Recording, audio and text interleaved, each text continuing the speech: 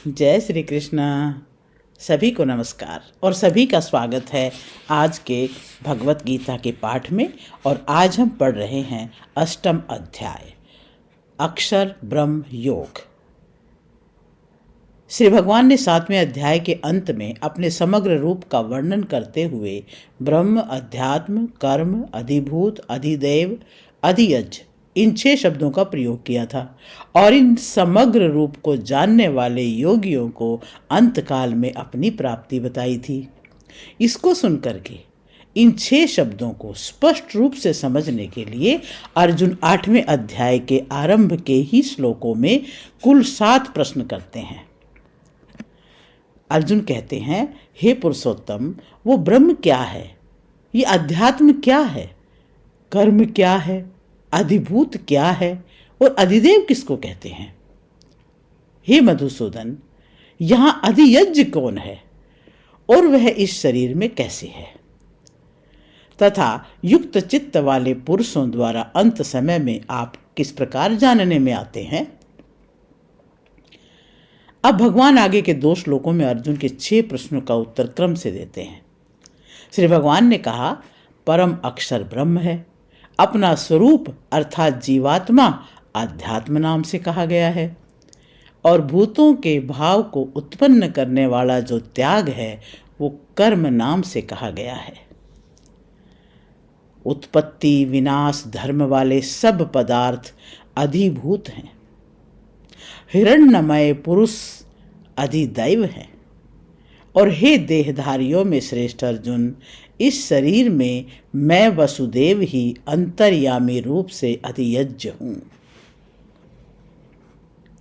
अब दूसरे श्लोक में अर्जुन का 7वां प्रश्न था कि अंतकाल में आप कैसे जानने में आते हैं। इसका उत्तर भगवान आगे के श्लोक में देते हैं। कहते हैं, जो पुरुष अंतकाल में भी मुझको ही स्मरण करता हुआ शरीर को त्यागता है वह मेरे साक्षात रूप को प्राप्त हो जाता है, इसमें कुछ भी संदेह नहीं है। अंतकाल में जो मेरा स्मरण करते हैं वे तो मेरे को प्राप्त होते हैं, पर जो मेरा स्मरण न करके अन्य किसी का स्मरण करते हैं वह किसी को प्राप्त होते हैं। इसे भगवान आगे के श्लोक में बताते हैं। हे कुंती पुत्र अर्जुन, यह मनुष्य अंतकाल में जिस जिस भी भाव को स्मरण करता हुआ शरीर का त्याग करता है उसको ही प्राप्त होता है, क्योंकि वह सदा उसी भाव में भावित रहा है। जब अंतकाल के स्मरण के अनुसार ही गति होती है तो फिर अंतकाल में भगवान का स्मरण होने के लिए मनुष्य को क्या करना चाहिए, इसका उपाय आगे के श्लोक में बताते हैं। कहते हैं, तस्मात् सर्वेषु कालेषु मामनुस्मरयुध्य च मयि अर्पित मनोर्बुद्धिर माम अवैष्य संशयम। हे अर्जुन, तू सब समय में निरंतर मेरा स्मरण कर और युद्ध भी कर। इस प्रकार मुझ में अर्पण किए हुए मन बुद्धि से युक्त होकर तो निसंदेह मुझको ही प्राप्त होगा। अब पूर्व श्लोक में कही हुई अभ्यासजन्य स्मृति का अब आगे के श्लोक में वर्णन करते हैं। कहते हैं, हे पार्थ, ये नियम है कि परमेश्वर के ध्यान के अभ्यास रूप योग से युक्त दूसरी ओर न जाने वाले चित्त से निरंतर चिंतन करता हुआ मनुष्य परम प्रकाश रूप दिव्य पुरुष को अर्थात परमेश्वर को ही प्राप्त होता है। अब आगे भगवान ध्यान करने के लिए अत्यंत उपयोगी सगुण निराकार परमात्मा के स्वरूप का वर्णन करते हैं। कहते हैं, जो पुरुष सर्वज्ञ अनादि सबके नियंता सूक्ष्म से भी अति सूक्ष्म सबके धारण पोषण करने वाले अचिंत स्वरूप सूर्य के सदृश नित्य चेतन प्रकाश रूप और अविद्या से अति परे शुद्ध सच्चिदानंद घन परमेश्वर का स्मरण करता है, वह भक्ति युक्त पुरुष अंत काल में भी योग बल से भ्रिकुटी के मध्य में प्राण को अच्छी प्रकार स्थापित करके फिर निश्चल मन से स्मरण करता हुआ उस दिव्य रूप परम पुरुष परमात्मा को ही प्राप्त होता है। अब भगवान आगे के श्लोक में निर्गुण निराकार की प्राप्ति का उपाय का उपक्रम करते हैं। कहते हैं, वेदों के जानने वाले विद्वान जिस सच्चिदानंद घन रूप परम पद को अविनाशी कहते हैं, आसक्ति रहित सन्यासी महात्मा जन जिसमें प्रवेश करते हैं और जिस परम पद को चाहने वाले ब्रह्मचारी लोग ब्रह्मचर्य का आचरण करते हैं, उस परम पद को मैं तेरे लिए संक्षेप में कहूँगा। सब इंद्रियों के द्वारों को रोककर और मन को हृदय देश में स्थिर करके फिर उस जीते हुए मन के द्वारा प्राण को मस्तक में स्थापित करके परमात्म संबंधी योग धारणा में स्थित होकर जो पुरुष ओम इस एक अक्षर रूप ब्रह्म को उच्चारण करता हुआ और उसके अर्थ स्वरूप मुझ निर्गुण ब्रह्म का चिंतन करता हुआ शरीर को त्याग कर जाता है, वह पुरुष परम गति को प्राप्त होता है। भाव ये है कि इन श्लोकों में योगाभ्यास करने वाले अद्वैतवादी का वर्णन है। व्याहरण पद से मानसिक उच्चारण समझना चाहिए, क्योंकि मन का हृदय में निरोध करने पर और प्राणों को मस्तक में स्थापित करने पर वाचिक उच्चारण होना असंभव है। अब आगे के श्लोक में क्या कहते हैं कि जिनके पास योग का बल होता है और जिसका प्राणों पर अधिकार होता है, उसको तो निर्गुण निराकार की प्राप्ति हो जाती है, परंतु दीर्घकालीन अभ्यास साध्य होने से यह बात सबके लिए तो कठिन है। इसलिए भगवान आगे के श्लोक में अपनी अर्थात सगुण साकार की सुगमता पूर्वक प्राप्ति की बात कहते हैं, हे अर्जुन, जो मनुष्य मुझ में अनन्य चित्त होकर सदा ही निरंतर मुझ पुरुषोत्तम को स्मरण करता है, उस नित्य निरंतर मुझ में युक्त हुए योगी के लिए मैं सुलभ हूँ, अर्थात मैं उसे सहज ही प्राप्त हो जाता हूँ। अब 2 श्लोकों में भगवान अपने प्राप्ति का महात्म्य बताते हैं। परम सिद्धि को प्राप्त हुआ महात्मा जन मुझको प्राप्त होकर दुखों के घर तथा क्षण भंगुर पुनर्जन्म को प्राप्त नहीं होते। हे अर्जुन, ब्रह्मलोक सब लोक पुनरावृत्ति हैं, परंतु हे कुंती पुत्र, मुझको प्राप्त होकर पुनर्जन्म नहीं होता, क्योंकि मैं कालातीत हूँ और ये सब ब्रह्मादि के लोक काल के द्वारा सीमित होने से अनित्य हैं। अब आगे के श्लोक में ब्रह्मलोक में जाने वाले भी पीछे लौट कर आ जाते हैं। इसका कारण बताते हैं। ब्रह्मा का जो एक दिन है उसको 1000 चतुर्युगी तक की अवधि वाला और रात्रि को भी 1000 चतुर्युगी तक की अवधि वाला जो पुरुष तत्व से जानते हैं, वे योगी जन काल के तत्व को जानने वाले हैं। संपूर्ण चराचर भूतगण ब्रह्मा के दिन के प्रवेश काल में अव्यक्त से अर्थात ब्रह्मा के सूक्ष्म शरीर से उत्पन्न होते हैं और ब्रह्मा की रात्रि के प्रवेश काल में उस अव्यक्त नामक ब्रह्मा के सूक्ष्म शरीर में लीन हो जाते हैं। भाव ये है,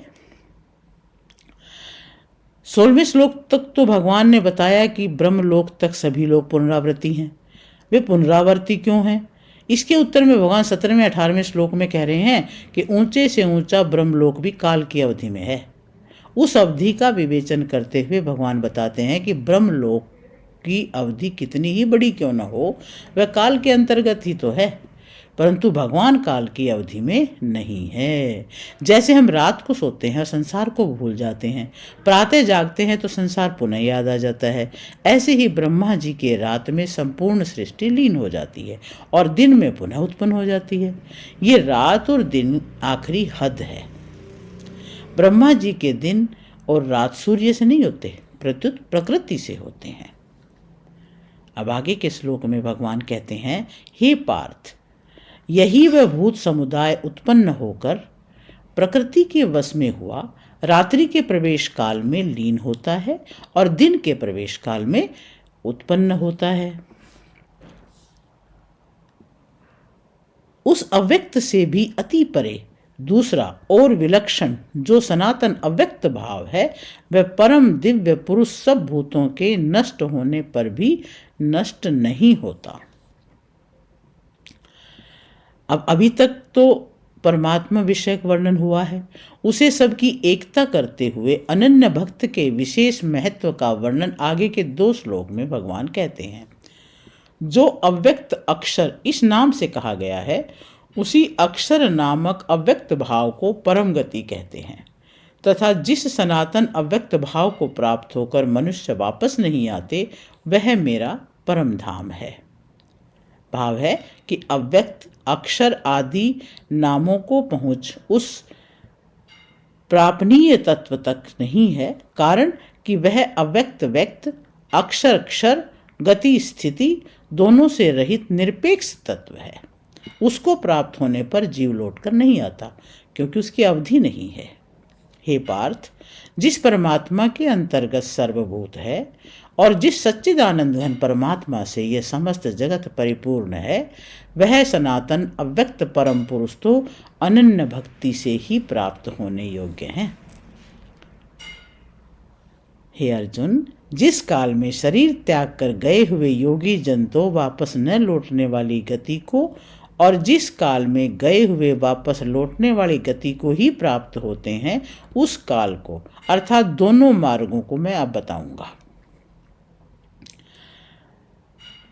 अब उन दोनों में से पहले शुक्ल मार्ग का अर्थात लौट कर आने वाले मार्ग का वर्णन करते हैं। कहते हैं, जिस मार्ग में ज्योतिर्मय अग्नि अभिमानी देवता है, दिन का अभिमानी देवता है, शुक्ल पक्ष का अभिमानी देवता है और उत्तरायण के 6 महीनों का अभिमानी देवता है, उस मार्ग में मरकर गए हुए ब्रह्मवेत्ता योगी जन उपर्युक्त देवताओं द्वारा क्रम से ले जाए जाकर ब्रह्म को प्राप्त होते हैं। अब आगे के श्लोक में कृष्ण मार्ग का अर्थात लौट कर आने वाले मार्गों का वर्णन करते हैं। जिस मार्ग में धूमाभिमानी देवता है, रात्रि अभिमानी देवता है तथा कृष्ण पक्ष का अभिमानी देवता है और दक्षिणायन के 6 महीनों का अभिमानी देवता है, उस मार्ग में मरकर गया हुआ सकाम कर्म करने वाला योगी उपर्युक्त देवताओं द्वारा क्रम से ले जाया जाता हुआ चंद्रमा की ज्योति को प्राप्त होकर स्वर्ग में अपने शुभ कर्मों का फल भोग कर वापस आता है। क्योंकि जगत में ये 2 प्रकार के शुक्ल और कृष्ण अर्थात देवयान और पितृयान मार्ग सनातन माने गए हैं। इनमें एक के द्वारा गया हुआ जिससे वापस नहीं लौटना पड़ता, उस परम गति को प्राप्त होता है और दूसरे के द्वारा गया हुआ फिर वापस आता है, अर्थात जन्म मृत्यु को प्राप्त होता है। अब भगवान दोनों मार्गों को जानने का महत्व बताने के लिए आगे का श्लोक कहते हैं। हे पार्थ, इस प्रकार इन दोनों मार्गों को तत्व से जानकर कोई भी योगी मोहित नहीं होता। इस कारण हे अर्जुन, तू सब काल में समबुद्धि रूप योग से युक्त हो, अर्थात निरंतर मेरी प्राप्ति के लिए साधन करने वाला हो। भाव है कि कामना वाला मनुष्य ही मोहित होता है, अर्थात जन्म मरण में जाता है। शुक्ल और कृष्ण पक्ष को जानने वाला मनुष्य निष्काम हो जाता है, इसलिए वह जन्म मरण में नहीं जाता और कृष्ण मार्ग को प्राप्त नहीं होता। इसी अध्याय के 7वें श्लोक में भगवान ने कहा, तस्मात् सर्वेषु कालेषु माम अनुस्मरम युद्ध च। यहाँ कहते हैं तस्मात् सर्वेषु कालेषु योग युक्तो भव अर्जुन। तात्पर्य है कि भगवत स्मरण करना अर्थात भगवान नाम में लगना ही योग है और समता में स्थित होना अर्थात संसार से हटना भी योग है। दोनों का परिणाम एक ही है। अब भगवान इस अध्याय में वर्णित विषय को जानने की महिमा बताते हैं। कहते हैं, योगी पुरुष इस रहस्य को तत्व से जानकर वेदों के पढ़ने में तथा यज्ञ तप दान आदि के करने में जो पुण्य फल कहा है, उन सब को निसंदेह उल्लंघन कर जाता है और सनातन परम पद को प्राप्त होता है।